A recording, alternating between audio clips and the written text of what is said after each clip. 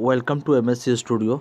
आज हम 10th 11th 12th arts एवं साइंस के लिए व्याकरण वाक्य का कुछ पूरा डिटेल से टॉपिक से लेकर आए हैं।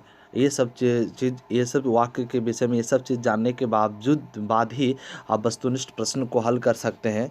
यदि ये सारा चीज़ की जानकारी आपके पास नहीं है तो आप एग्जाम में वस्तुनिष्ठ प्रश्न को हल नहीं कर सकते। जैसे कि हिंदी का जब हम पढ़ रहे थे, इंटर हिंदी आर्ट्स एवं साइंस का जब हम पढ़ रहे थे तो हम लोगों के पास परेशानी आ रहा था। हम पढ़ा रहे थे तत्सम, तद्भव, देशज, विदेशज, संयुक्त वाक्य, मिश्र वाक्य, सरल वाक्य, ये सारा चीज़ पढ़ा रहे थे। तो जिनको तो पता होगा उसे परेशानी नहीं होता होगा, वो आसानी से समझ जाते होंगे, लेकिन जिनको पता नहीं होगा उन्हें काफ़ी परेशानी होता होगा और उन्हें लगता होगा कि सर ये सब क्या कर रहे हैं, है ना। तो चलते हैं उस परेशानी को दूर करते हैं। तो सबसे पहले वाक्य आता है, तो सबसे पहले हमें ये जानना पड़ेगा, वाक्य जब पढ़ रहे हैं तो सबसे पहले हमें ये जानना पड़ेगा वाक्य किसे कहते हैं ना। तो कहता है दो या दो से अधिक पदों के सार्थक समूह को वाक्य कहते हैं। हम क्या बताए थे, पद को शब्द के नाम से भी जानते हैं। तो हम बोल सकते हैं दो या दो से अधिक शब्दों के सार्थक समूह को क्या कहते हैं, वाक्य। कहता है कि जब दो या दो से अधिक शब्द, जैसे राम एक शब्द है, मोहन एक शब्द है, कलम एक शब्द है, जब दो या दो से अधिक शब्द आपस में मिल जाते हैं ना तो एक नया चीज़ का निर्माण करते हैं, तो वह है वाक्य, है ना।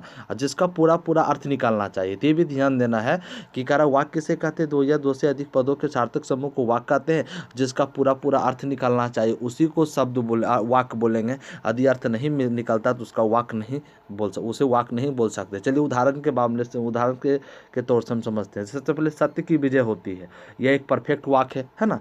इसी को जब हम सेंटेंस को क्रम को इधर उधर कर दिए तो देखिए, सत्य होती है विजय की, ये कोई वाक्य क्या ये वाक्य नहीं हो सकता, ये वाक्य नहीं हो सकता, ये गलत है ना। जैसे दूसरा लिख लिए, राम बाजार जाता है, यह क्या है, वाक्य। कि शब्द जो है ना क्रमबद्ध तरीके से सजाया हुआ है। क्रमबद्ध तरीके से शब्द नहीं सजाया हुआ तो हम उसे वाक्य नहीं बोल सकते। हाँ, तो राम बाजार है जाता, ये कोई वाक्य है क्या, नहीं है, चूँकि क्रमबद्ध तरीके से सजाया हुआ नहीं है। तीसरा है गीता पत्र लिखती है, यह वाक्य है, चूँकि क्रमबद्ध तरीके से सजाया हुआ है। पत्र लिखती है गीता, ये कोई सजाया हुआ क्रमबद्ध है, नहीं है, तो ये वाक्य नहीं हो सकता। मतलब कि क्रमबद्ध तरीके से सजा हुआ भी होना चाहिए। तो जो क्रमबद्ध तरीके से सजा हुआ उसी को हम वाक्य बोल सकते हैं। क्लियर। चलिए अब आते हैं वाक्यांश। दूसरा महत्व, वाक्य जान गए तो वाक्यांश को भी जानना जरूरी है, तभी आप आगे समझ पाइएगा। कारण शब्दों के ऐसा समूह, अर्थ तो निकलता है किंतु पूरा पूरा अर्थ नहीं निकलता। वाक्यांश किसे कहते हैं कि शब्दों का ऐसा समूह, यह भी शब्द है, शब्दों का ऐसा समूह, अर्थ तो निकलता है लेकिन पूरा पूरा अर्थ नहीं निकलता है, तो उसे शब्द या वाक्य को क्या कहते हैं, वाक्यांश कहते हैं। जैसे दरवाजा पर, इसका भी अर्थ निकल रहा है लेकिन पूरा पूरा निकल रहा है नहीं, कोने में नहीं निकल रहा है, वृक्ष के नीचे, दुकान में, घर में इत्यादि, ये सब अर्थ तो निकल रहा है लेकिन पूरा पूरा अर्थ नहीं निकल रहा है। इसलिए ये सब शब्द को क्या बोलते हैं, वाक्यांश, है ना। अब यहाँ पर देखिए ध्यान दीजिएगा, आगे इसका उपयोग करेंगे, जो 3 नंबर में जो हम पढ़ने वाले हैं आगे उपयोग करेंगे, इसको बारीकी से समझिएगा। प्रत्येक वाक्य के कितने भाग होते हैं, तो प्रत्येक वाक्य के 2 भाग होते हैं। कितने भाग होते हैं, 2 भाग होते हैं। प्रथम भाग का नाम है उद्देश्य, दूसरे भाग का नाम है विधेय। तो उद्देश्य और विधेय को अच्छी तरीके से पढ़िएगा, नहीं तो आगे बिल्कुल समझ में नहीं आएगा। उद्देश्य किसे कहते हैं, किसी वाक्य में जिसके बारे में बात की जाए, उसे उद्देश्य कहते हैं। जैसे देखिए 2 उदाहरण दे दिए। सोहन घर जाता है, सोहन घर में रहता है, तो इसका उद्देश्य क्या हो गया, सोहन के विषय में कहा जा रहा तो सोहन उद्देश्य हो गया। गीता कलम से लिखती है, तो गीता के विषय में कहा गया तो गीता हमारा क्या होगा, उद्देश्य। राम बाजार जाता है, तो किसके विषय में कहा जा रहा है, राम के विषय में कहा जा रहा है, तो राम क्या हो गया, उद्देश्य हो गया। अब विधेय क्या कहता है कि किसी वाक्य में जो बात की जाती है, किसी वाक्य में जो बातें की जाती है उसे विधेय कहते हैं। जैसे सोहन घर जाता है, तो किसके बारे में बोला, सोहन के बारे में, तो बोला कहाँ जाता है, तो घर जाता है, ये घर में रहता है, तो ये हमारा हो गया विधेय, है ना।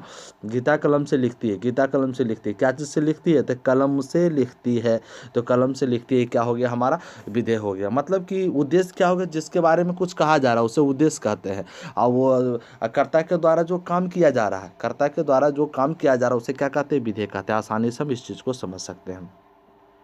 आप आते हैं वाक्य के कितने भेद हैं, तो वाक्य 2 भेद हैं। पहला है अर्थ के आधार पर, दूसरा है रचना के आधार पर। तो सबसे पहले हम अर्थ के आधार पर कंप्लीट करेंगे, उसके बाद रचना के आधार के पास जाएंगे। तो कह रहा है कि अगला क्वेश्चन बन गया है कि अर्थ के आधार पर वाक्य कितने भेद हैं।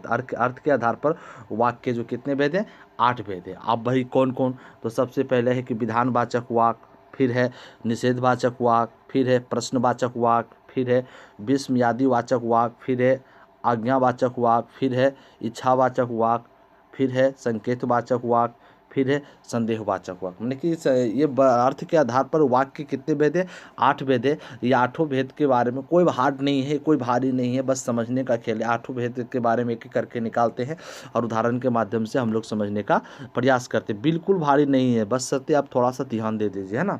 तो सबसे पहले विधानवाचक वाक्य कहता है ऐसा वाक्य जिससे किसी प्रकार की जानकारी प्राप्त होती है।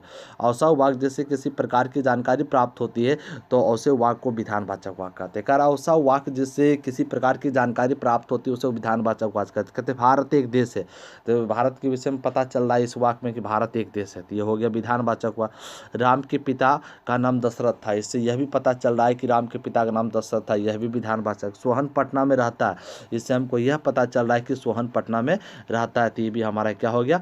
विधानवाचक हो गया, है ना। तो 2 नंबर में, ख नंबर में आते हैं निषेधवाचक। निषेधवाचक के ऐसा वाक्य जिससे कार्य नहीं होने का भाव प्रकट हो। निषेधवाचक मतलब ऐसा वाक्य जिससे कार्य नहीं होने का भाव प्रकट हो, उससे हम निषेधवाचक वाक्य कहते हैं। जैसे देखो, मैंने खाना नहीं खाया, खाना नहीं खाने की बात है तो निषेधवाचक हुआ। मैं पटना नहीं गया, तो यह भी क्या? निषेधवाचक, है ना। मैं खेलने नहीं गया, यह भी निषेधवाचक। मैं खाना नहीं खाऊंगा, यह भी निषेधवाचक। मतलब जिस वाक्य में नहीं का बोध हो, जिस वाक्य में नहीं का भाव प्रकट हो, उसे निषेधवाचक वाक्य कहते हैं। क्लियर हो गया होगा आप लोगों को। तीसरा है प्रश्नवाचक वाक्य है। ऐसा वाक्य जिससे किसी प्रकार का प्रश्न किया जाता है। ऐसा वाक्य जिससे किसी प्रकार का प्रश्न किया जाता है तो उसे वाक्य को क्या कहते हैं? निषेधवाचक वाक्य कहते हैं। जैसे देखिए यहाँ पर दिया हुआ, सोहन के पिता कौन है? प्रश्न पूछ रहा है, कोई व्यक्ति पूछ रहा है कि सोहन के पिता कौन है, तो यह हो गया प्रश्नवाचक। भारत क्या है? प्रश्न पूछ रहा है, ये क्या हो गया? प्रश्नवाचक सर्वनाम। दशरथ कहाँ का राजा था? प्रश्न पूछ रहा है, ये होगा प्रश्नवाचक सर्वनाम। कितना आसान सा है। 2 नंबर की ओर चलते हैं, आज्ञावाचक वाक्य।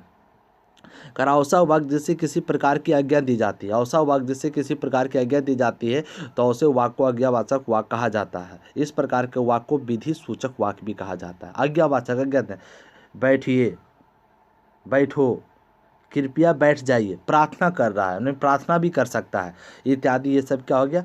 आइए बैठिए, बैठ जाइए, कृपया बैठिए, आज्ञा भी कर सकता है और आज्ञा भी दे सकता है और प्रार्थना भी कर सकता है, तो दोनों क्या हो जाएगा? हमारा आज्ञावाचक हो जाएगा, है ना।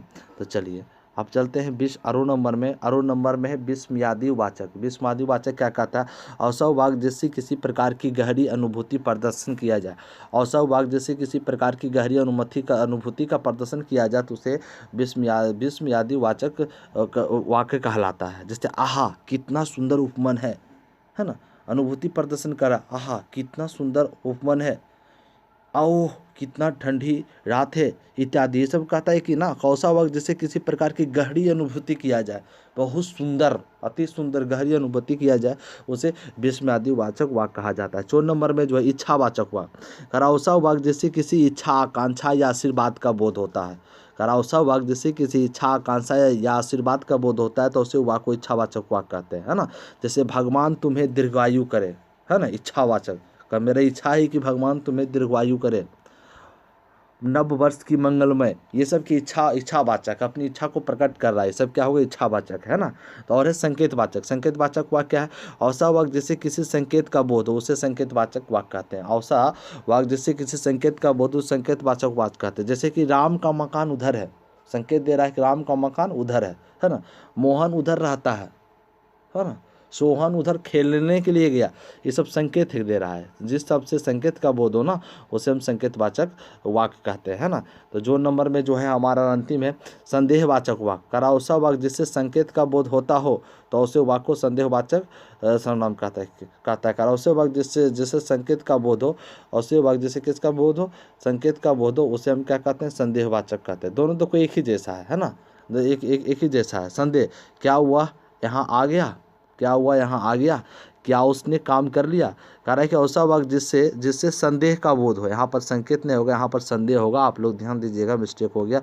ऐसा वाक्य जिनसे संदेह का बोध होता है उसे क्या कहते हैं? संदेहवाचक वाक्य कहते हैं। जैसे क्या वह यहाँ आ गया, है ना, क्या उसने काम कर लिया, ये सब क्या है? संदेहवाचक है। ये सब ध्यान दीजिएगा, शब्द को पढ़िए उसके बाद। हाँ, ये आपको तभी पता चल पाएगा जब 8 वाक्य के विषय में आपको पता है, तभी आप ढूंढ कर निकाल पाइएगा। और 8 के बारे में आपको पता नहीं है तो आप नाक रगड़ के मर जाइएगा लेकिन कभी भी ढूंढ के नहीं निकाल पाइएगा, है ना। अब देखो आगे दिया हुआ दूसरा है कि रचना के आधार पर वाक्य के कितने भेद हैं। तो रचना के आधार पर वाक्य के 3 भेद है। कौन कौन? सरल वाक्य, संयुक्त वाक्य और मिश्र वाक्य। यही 3 चीज़ तो आया था, हमको परेशानी कर रहा था।